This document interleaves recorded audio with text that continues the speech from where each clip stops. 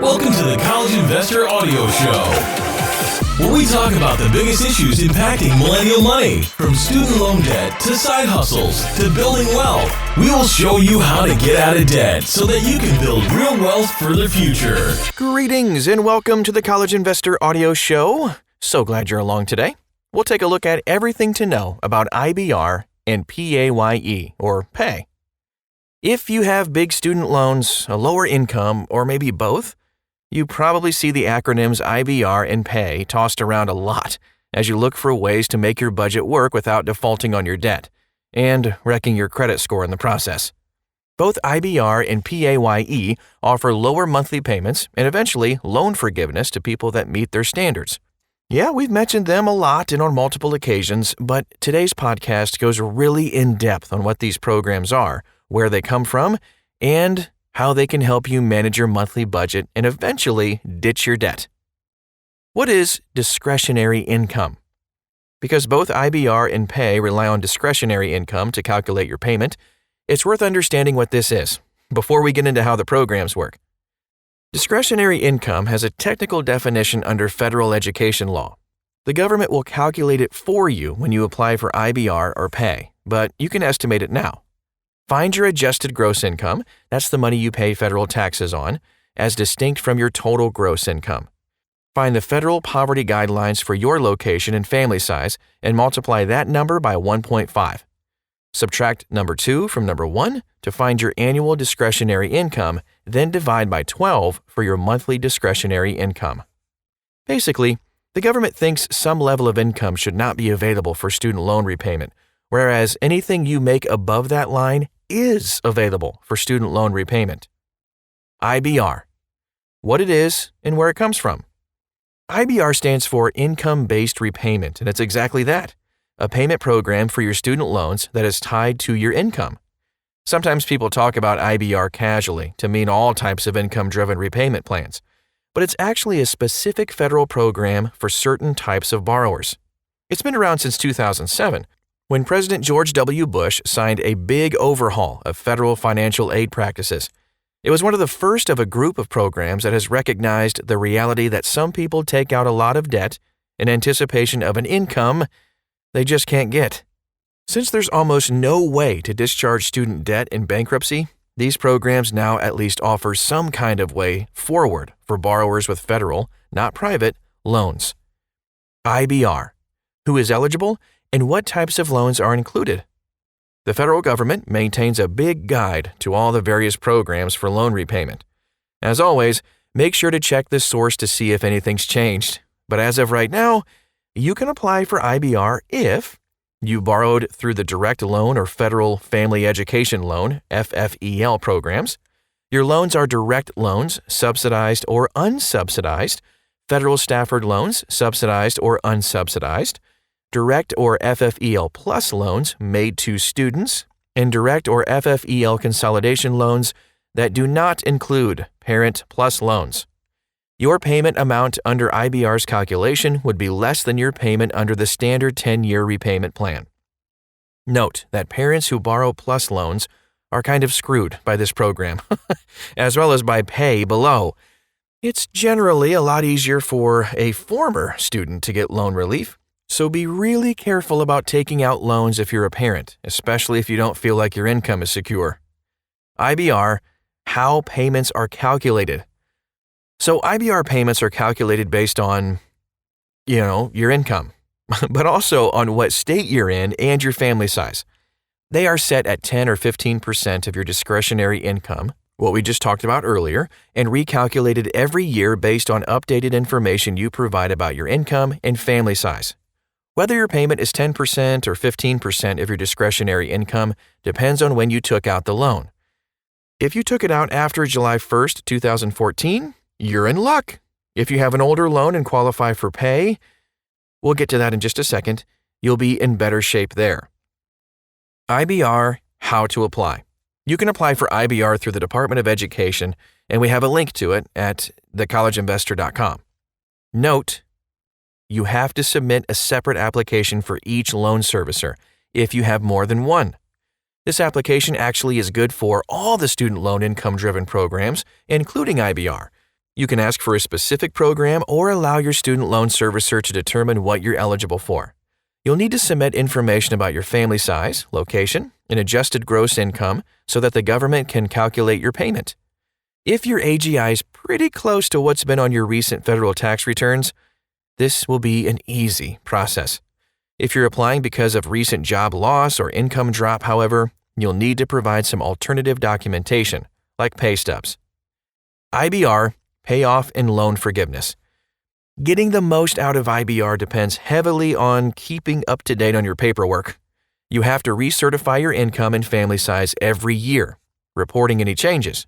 If you miss the deadline, accrued interest will be capitalized, very bad, and your monthly payment will revert to what it would be under the standard 10-year plan.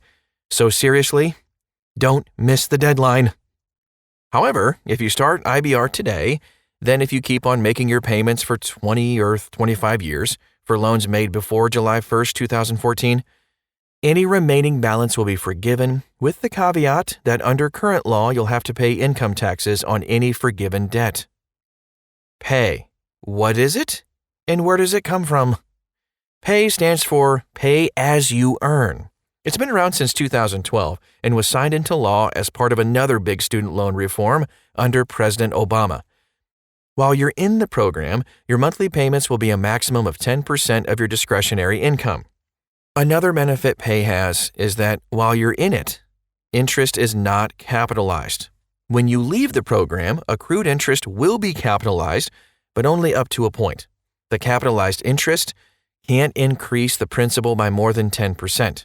This is a big deal if you end up leaving the program, because when interest is capitalized and you start paying interest on your interest, things can get out of control really easily. PAYE. Who and what loans are eligible? PAYE has stricter eligibility standards than IBR, so although it's a better deal for borrowers who qualify, you may not, in which case, check out the IBR section. You must be a new borrower on or after October 1st, 2007. Being a new borrower means that at that time you didn't have an outstanding balance on an earlier direct loan or FFEL loan. You must have received a direct loan disbursement on or after October 1st, 2011. You have to have a direct subsidized or unsubsidized loan, a direct plus loan made to you as a student, or a direct consolidation loan that does not include a plus loan made to a parent. Your payment amount as calculated by PAYE has to be less than you would be paying on a standard 10-year plan. Once again, be careful before you take out a Parent Plus loan for your kids, because it's really hard to get relief for those. PAYE.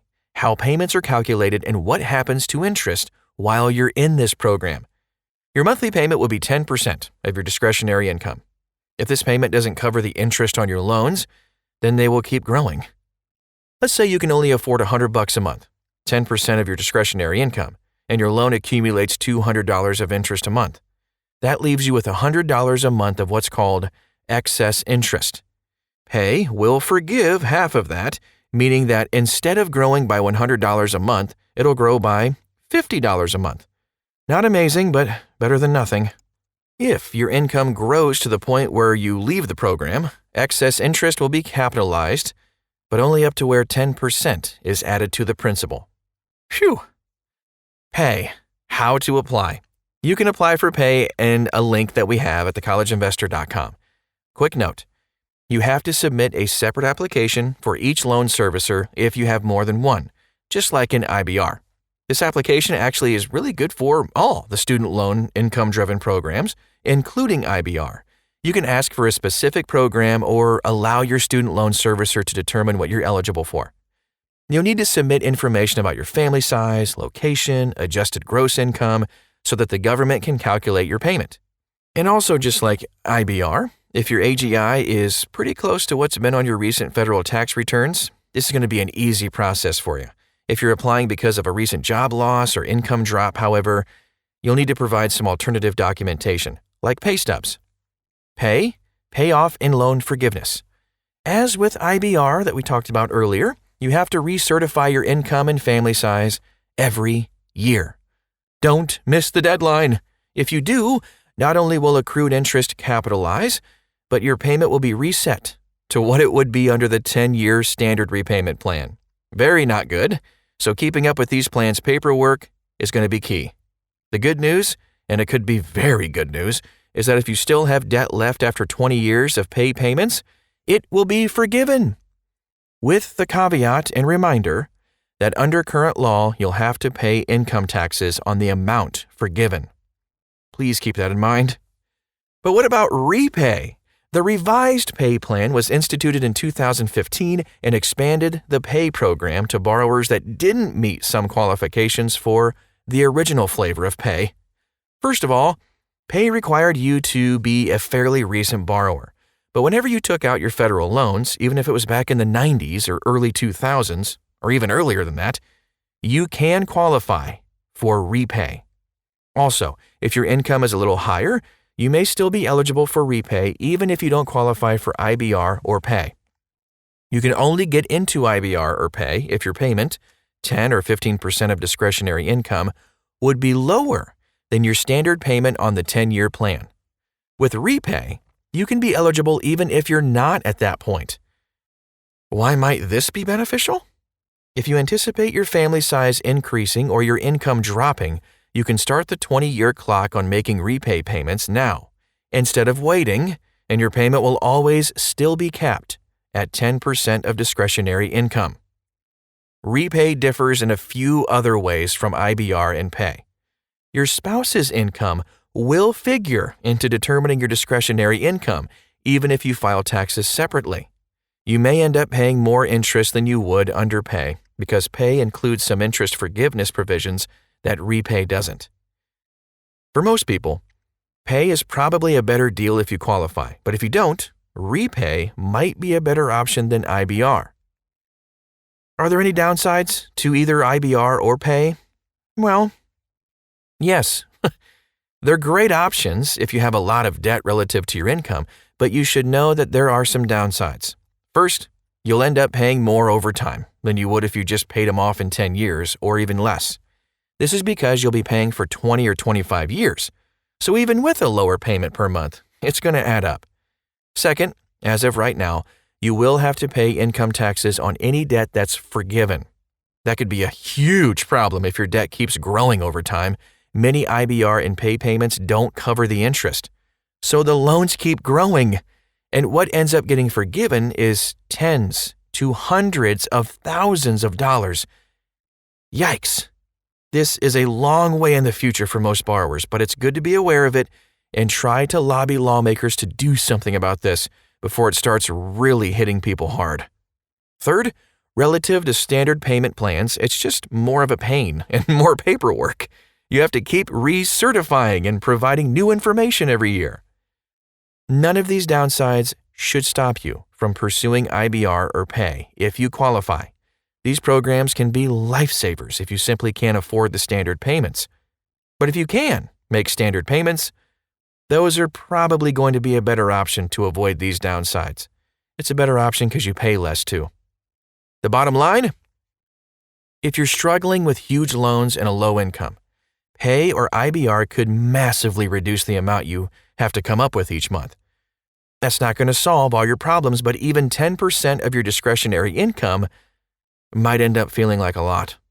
But they can prevent you from ruining your credit, and they do provide a path forward to forgiveness, even though it's pretty far in the future. If you're in this situation, you should definitely consider applying. With 20 or 25 years of payments ahead, starting as soon as possible will enable you to see a light at the end of the tunnel. And that is our show for today. If anything, I hope it was helpful. If you're in this situation, please, you can dig in deeper. You can see all the links and resources we have for you at thecollegeinvestor.com so you can determine which path is the best for you and your family. Thanks again for stopping by today. Once again, check out thecollegeinvestor.com. We'll talk to you again real soon.